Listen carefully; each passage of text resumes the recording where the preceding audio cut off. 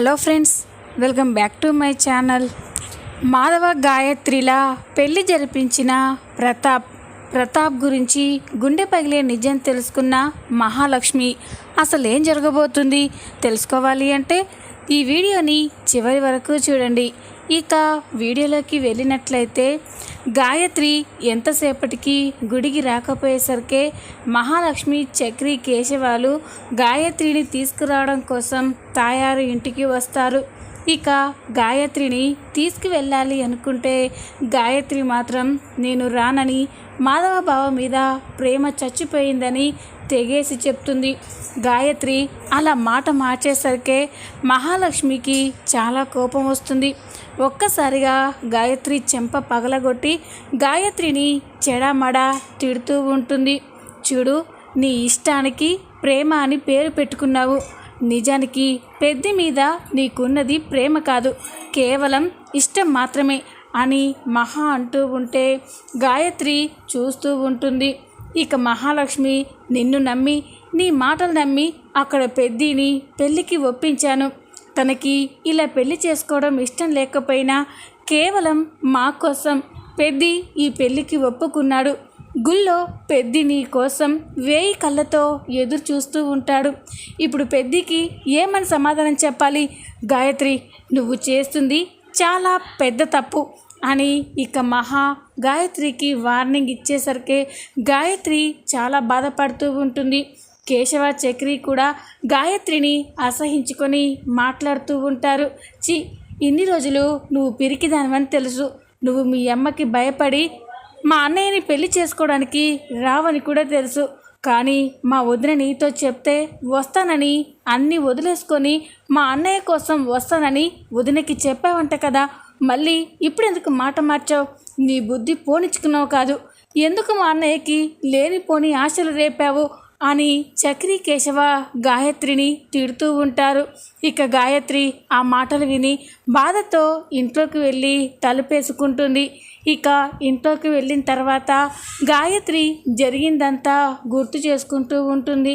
తాయారు నేను చనిపోతాను అని మెడ దగ్గర కత్తి పెట్టుకొని బెదిరించడంతో గాయత్రి మాధవాన్ని పెళ్లి చేసుకోవడానికి ఒప్పుకోదు.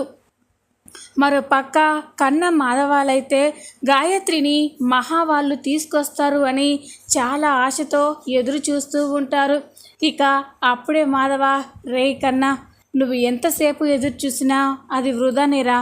గాయత్రి ఇక్కడికి రాదు, నాకు అర్థమైపోయింది అని అనగానే కన్నా, అన్నయ్య ఏంటన్నయ్య అలా మాట్లాడతావు? అక్కడ వెళ్ళింది ఎవరు? మహాలక్ష్మి వదిన. ఖచ్చితంగా గాయత్రిని తీసుకొస్తుంది. అత్తయ్య ఉన్నా కూడా ఏమీ చేయలేదు అని అంటూ ఉంటే ఇక మాధవ అయితే, లేదు కన్నా, గాయత్రి రానని చెప్తే వీళ్ళేం చేస్తారా అని అనగానే కన్నా షాక్ అయిపోతారు. ఇంతలోనే మహా, చక్రి, కేశవాలు వస్తూ ఉంటారు. అదిగో అన్నయ్య, వదిన వాళ్ళు వస్తున్నారు అని వాళ్ళు వచ్చే వైపే చూసేసరికే వాళ్ళు ముగ్గురు మాత్రమే వస్తూ ఉంటారు. గాయత్రి వాళ్ళతో లేకపోవడం చూసి కన్నా అయితే, అదేంటన్నయ్య, గాయత్రి రావడం లేదేంటి అని అనగానే నేను చెప్పాను కదరా గాయత్రి రాదని అని అంటూ ఉంటే కన్నా అయితే షాక్ అయిపోయి చూస్తూ ఉంటారు. ఇక మహా, చక్రి, కేశవాలు అక్కడికి రాగానే మహా పెద్ది వైపు చూడడానికి చాలా ఇబ్బంది పడుతూ ఉంటుంది. పెద్దికి విషయం చెప్పలేక పెద్ది అది అని అంటూ ఉంటే, అమ్మ మహా, నాకేం చెప్పొద్దమ్మా, నాకంతా అర్థమైపోయింది, పదండి ఇంటికి వెళ్దాం అని అంటూ ఉంటే ఇక చక్రి, కేశవ, కన్నాలు చాలా బాధపడుతూ ఉంటారు. అన్నయ్య అసలు ఏం జరిగిందంటే అని అనగానే, రే నాకు మొత్తం అర్థమైందిరా. గాయత్రి ఫోన్ ఎప్పుడైతే స్విచ్ ఆఫ్ అయిందో అప్పుడే అర్థమైంది గాయత్రి ఇక్కడికి రాదు అనే విషయం. గాయత్రిని అత్తయ్య ఆపేసి ఉంటుంది. తను చచ్చిపోతానని బెదిరించి గాయత్రిని ఇక్కడికి రాకుండా చేసి ఉంటుంది. అది నేను అర్థం చేసుకోగలనురా. ఇందులో గాయత్రి తప్పు కానీ మీ తప్పు కానీ ఏమీ లేదు. నా రాత ఇంతే, పదండి అని పెద్ది బాధపడుతూ చెప్తూ ఉంటే ఇక అందరూ కూడా చాలా బాధపడుతూ ఉంటారు. ఇక ఇంతలోనే రాత్రి అవుతుంది. పెళ్ళి ఆగిపోవడంతో మహా, కన్న, కేశవ అందరూ కూడా చాలా బాధపడుతూ తల ఓ చోట కూర్చొని బాధపడుతూ ఉంటారు. మాధవ మాత్రం అన్నీ మర్చిపోయినట్లే నటిస్తూ, రే ఏంట్రా అందరూ అలా ఉన్నారేంటి, రండి భోజనం చేద్దురు కానీ అని అంటూ ఉంటే అందరూ ఏమీ మాట్లాడకుండా చూస్తూ ఉంటారు. ఇక అప్పుడే నారాయణ అక్కడికి వచ్చి, రే పెద్దడా ఇలా రారా అని బయటికి తీసుకెళ్తారు. ఏంటి నాన్న అని అనగానే నారాయణ మాధవకి ఒక గ్లాస్లో విస్కీని పోసి మాధవ చేతికి ఇస్తాడు. అయ్యో నాన్న ఏంటిది, ఇన్ని రోజులు ఇంట్లో నువ్వు మాత్రమే తాగేవాడివి, కొత్తగా నేను కూడా అలవాటు చేసుకోవాలా అని అనగానే, రే నువ్వేమీ రోజు తాగడం లేదు, తాగరా బాధ అంతా మర్చిపోతాము అని అంటూ ఉంటే, నాకేం బాధ ఉంది నాన్న అని అనగానే, రే చెప్పకున్నా నీ గుండెల్లో ఎంత బాధ ఉందో నీ తండ్రిగా నేను ఊహించగలనురా, ఎందుకు పైకి ఇలా మామూలుగా కనిపిస్తావు, ఇలా పట్టరా, ఇది తాగితే అన్ని బాధలు మర్చిపోతావు అని మాధవకి బలవంతంగా విస్కీని తాగిస్తూ ఉంటాడు. అది తాగిన కాసేపటికి మాధవ అయితే చాలా ఎమోషనల్గా గాయత్రి గురించే గుర్తు చేసుకొని చాలా బాధపడుతూ ఉంటారు. ఇంతలోనే మహా, చక్రి, కేశవ, కన్నాలు అక్కడికి వస్తారు. ఇక మాధవ నారాయణతో మాట్లాడుతూ, నాన్న నేనేం పాపం చేశాను నాన్న, అమ్మ తోడు ఎలాగో లేదు, ప్రాణంగా ప్రేమించిన గాయత్రి అయినా నా జీవితంలోకి వస్తే అమ్మ లేని లోటు తీరుతుంది అనుకున్నాను, కానీ అత్తయ్య నాకు ఆ అదృష్టం లేకుండా చేసింది అని మాధవ ఏడుస్తూ ఉంటే అందరూ కూడా బాధపడుతూ ఉంటారు. అప్పుడే ఇక చక్రి, కేశవ, అన్న నువ్వేం బాధపడకన్నా, గాయత్రి కంటే అందమైన అమ్మాయిని, మంచి అమ్మాయిని నీకు భార్యగా తీసుకొస్తాము అని అంటూ ఉంటే, లేదురా గాయత్రిని తప్ప నేను నా మనసులో ఇంకెవ్వరిని ఊహించుకోలేకపోతున్నాను, గాయత్రికి పెళ్ళి కుదిరినప్పటి నుండి నేను ఎప్పుడు తిన్నట్లు నటిస్తున్నాను, నిద్రపోయినట్టు నటిస్తున్నాను, కానీ ఎప్పుడు గాయత్రి గురించే ఆలోచిస్తున్నాను, గాయత్రి ఎప్పుడెప్పుడు పెరటి గుమ్మం నుండి వస్తుందా అని అటువైపే చూసేవాణ్ణిరా, మీ ముందు ఇలా మంచిగా ఉన్నట్టు నటిస్తున్నాను, కానీ గాయత్రిని మనసులో నుండి తీసేయలేక తనని మర్చిపోలేక బాధపడుతున్నానురా అని మాధవ అంటూ ఉంటే మహా కన్నీళ్ళు పెట్టుకొని ఏడుస్తూ ఉంటుంది. ఇక మాధవ అలా బాధపడి అక్కడే కుప్పకూలిపోయి నిద్రపోతూ ఉంటారు. అన్నయ్య అని అందరూ మాధవని లేపుతూ ఉంటే ఇక మహా, వద్దు పెద్దిని ఇలాగైనా ప్రశాంతంగా నిద్రపోనివ్వండి, మళ్ళీ పెద్దిని నిద్ర లేపితే గాయత్రి గురించే ఆలోచిస్తూ బాధపడతాడు, కాసేపైనా పడుకోనివ్వండి అని మహా చెప్పగానే అందరూ కూడా బాధపడుతూ చూస్తూ ఉంటారు.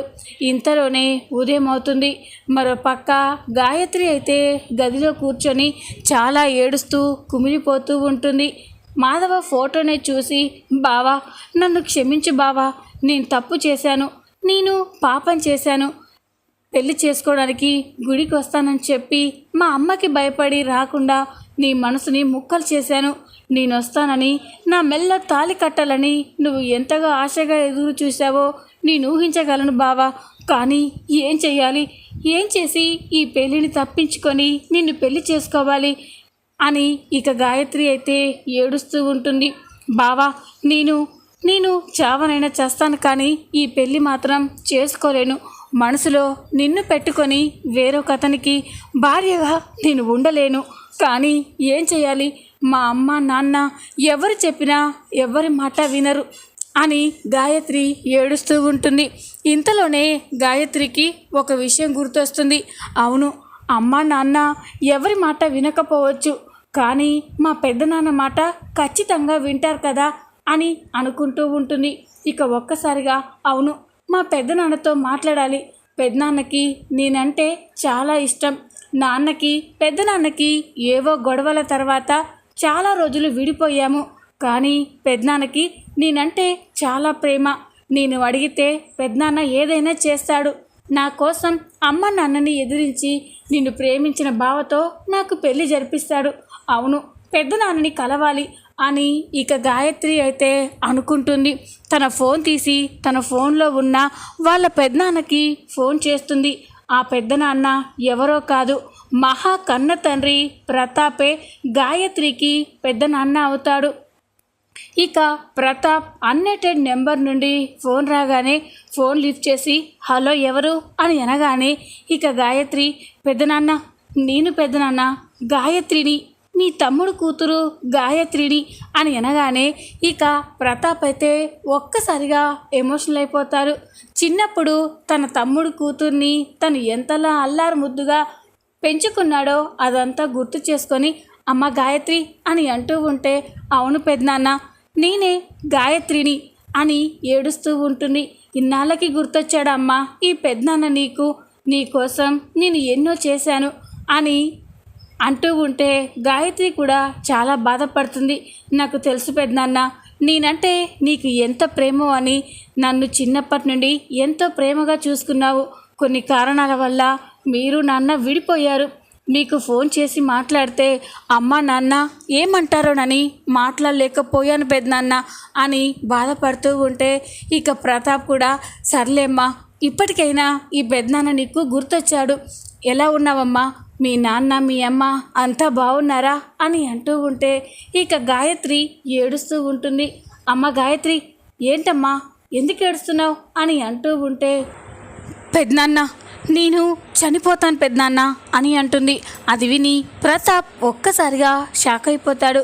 అమ్మ గాయత్రి ఏంటా మాటలు, ఏమైందమ్మా, చనిపోయేంత కష్టం నీకేమొచ్చింది అని అంటూ ఉంటే ఇక గాయత్రి అయితే జరిగిన విషయం మొత్తం కూడా ప్రతాప్కి చెప్తూ ఉంటుంది. పెద్దనాన్న నేను మాధవ బావని ప్రాణంగా ప్రేమించాను. బావ కూడా నన్ను అంతే ప్రాణంగా ప్రేమించారు. బావ చాలా గొప్పవాడు. బావని తప్ప నేను ఇంకెవ్వరిని భర్తగా ఊహించుకోలేను పెద్దనాన్న. కానీ ఆ విషయం చెప్తే ఇంట్లో అమ్మ నాన్న నన్ను అర్థం చేసుకోవడం లేదు. నాకు బలవంతంగా వేరే అబ్బాయితో పెళ్లి చేయాలని చూస్తున్నారు. మనసులో మా బావని పెట్టుకొని ఇంకెవ్వరిని భర్తగా ఊహించుకోలేను పెద్దనాన్న. అందుకే చనిపోవాలని నిర్ణయించుకున్నాను అని అనగానే ఇక ప్రతాప్ షాక్ అయిపోతాడు.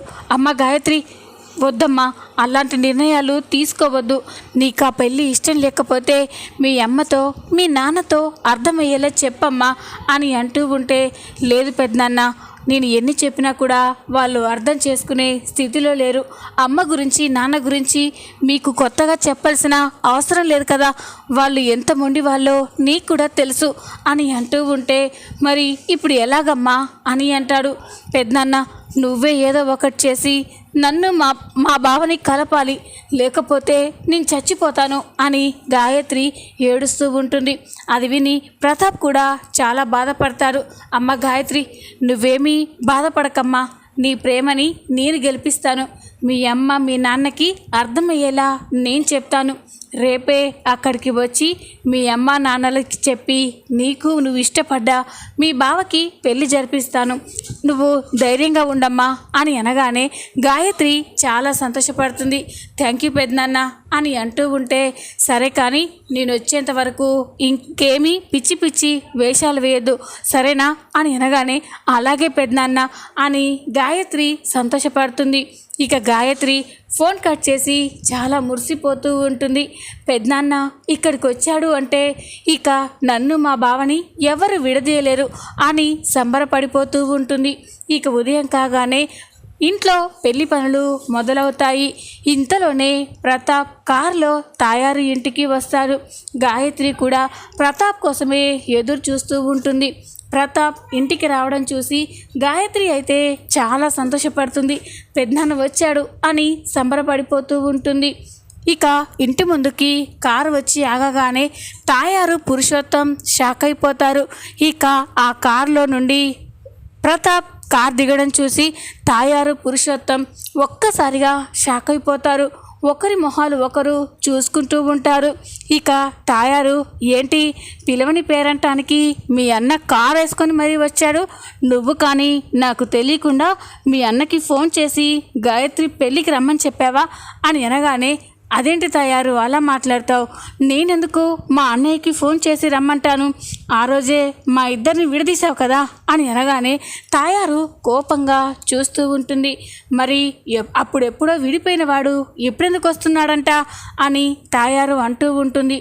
ఇంతలోనే ప్రతాప్ అక్కడికి వస్తూ ఉంటే తాయారు ఆగు, ఎక్కడికి వస్తున్నావు అని అనగానే నేను గాయత్రి కోసం వచ్చాను, మీకోసం ఏమీ కాదు అని అనగానే మేమే లేనప్పుడు గాయత్రి ఎక్కడి నుంచి వచ్చింది అని అంటూ ఉంటే చూడండి, మీరు ఏమన్నా అనుకోండి, గాయత్రి నా తమ్ముని కూతురు, అంటే నాకు కూడా కూతురుతో సమానం. అందుకే గాయత్రి కోసమే ఇక్కడికి వచ్చాను. ఇక్కడ గాయత్రికి అన్యాయం జరుగుతుందని తెలుసుకొని మరీ వచ్చాను అని అనగానే తాయారు పురుషోత్తం ఒక్కసారిగా షాక్ అయిపోతారు. ఇదంతా గాయత్రి చూసి చాలా సంతోషపడుతూ ఉంటుంది. మరో పక్క ప్రతాప్ ఇక్కడికి వచ్చాడన్న విషయం తెలుసుకొని మహా షాక్ అయిపోతుంది. ఇదేంటి, మా నాన్న గాయత్రి వాళ్ళ ఇంటికి ఎందుకు వచ్చాడు అని మహా పరిగెత్తుకుంటూ తాయారు ఇంటికే వెళ్తుంది. అక్కడికి వెళ్ళేసరికే ప్రతాప్ తాయారు పురుషోత్తంతో గొడవ పడుతూ ఉంటాడు. ఇక అప్పుడే ప్రతాప్, చూడు గాయత్రి నాకు కూతురు లాంటిది, కన్నది మీరైనా కూడా దాన్ని గుండెల మీద పెట్టుకొని నేను పెంచాను. అలాంటి గాయత్రికి అన్యాయం చేస్తూ ఉంటే నేను చూస్తూ ఊరుకోను. గాయత్రి ప్రేమించిన వాడితో కాకుండా తనకి ఇష్టం లేని వ్యక్తితో పెళ్లి చేసి దాని గొంతు కొయ్యాలని చూస్తున్నారా? అది ఇంతవరకే. ఇప్పటి నుండి అలా కాదు. గాయత్రికి నేనున్నాను, తను ఇష్టపడ్డ వాడితో నేను పెళ్లి జరిపిస్తాను అని ప్రతాప్ అంటూ ఉంటే మహా అయితే షాక్ అయిపోతుంది. ఇదేంటి, గాయత్రి తమ్ముడు కూతురని నాన్న అంటున్నాడు, అంటే అంటే గాయత్రి వాళ్ళ నాన్న మా నాన్న అన్న తమ్ముళ్ళ అని మహా అయితే షాక్ అయిపోయి చూస్తూ ఉంటుంది. ఇక అక్కడే ఉండి గాయత్రి, అమ్మ గాయత్రి అని అనగానే గాయత్రి పరిగెత్తుకుంటూ వచ్చి పెద్దనాన్న అని ప్రతాప్ని హగ్ చేసుకొని ఏడుస్తూ ఉంటుంది. అది చూసి తాయారు పురుషోత్తం కోపంగా చూస్తూ ఉంటారు. గాయత్రిని ప్రతాప్ ప్రేమగా హగ్ చేసుకోవడం చూసి మహా అయితే షాక్ అయిపోయి చూస్తూ ఉంటుంది. అమ్మ గాయత్రి, పదమ్మ, నీకు నచ్చిన వాడితో, నువ్వు మెచ్చిన వాడితోనే నీకు పెళ్లి జరిపిస్తాను. ఎవరేం చేస్తానో నేను చూస్తాను, పదమ్మా అని అనగానే ఇక గాయత్రి అయితే చాలా సంతోషపడుతూ ఉంటుంది. చూద్దాం రాబోయే ఎపిసోడ్లో ఏం జరగబోతుందో. ఈ వీడియో మీకు నచ్చినట్లయితే లైక్ చేయండి, సబ్స్క్రైబ్ చేసుకోండి. Thanks for watching.